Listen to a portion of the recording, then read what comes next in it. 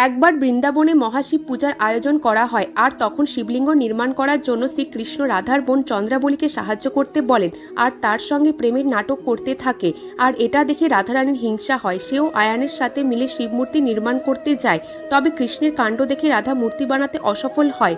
তারপরে যখন কৃষ্ণ ও চন্দ্রাবলী সম্পূর্ণ মূর্তি নির্মাণ করে পূজা আরম্ভ করে, তখন পূজায় বাধা দেবার জন্য আয়ান ষড়যন্ত্র করে, রাধাকে কৃষ্ণের সম্বন্ধে খারাপ কথা বলতে থাকে এবং একটি কেতকী ফুল দিয়ে সেটি শিবলিঙ্গে রেখে আসতে বলে। তখন রাধা হিংসার কারণে কেতকী ফুলটি শিবলিঙ্গে রেখে আসে এবং শিবলিঙ্গ শক্তিহীন হয়ে যায়। তখন রাধারানী বলেন এই ফুলটি চন্দ্রাবলী রেখেছেন। তখন শ্রীকৃষ্ণ চন্দ্রাবলীকে বাঁচানোর জন্য সব দোষ নিজের ওপর নিয়ে নেয়। তখন আয়ানের পিতা বলেন শিবের শক্তি পুনরায় স্থাপন করার জন্য শ্রীকৃষ্ণকে জলের মধ্যে 108টি ডুব দিয়ে মাটি এনে মহাদেবের মূর্তি নির্মাণ করতে হবে। শ্রীকৃষ্ণ যমুনার জলে গেলে যমুনার ভয়ঙ্কর রূপ দেখা দেয়। তখন শ্রীকৃষ্ণের কষ্ট দেখে রাধারানী নিজের দোষ স্বীকার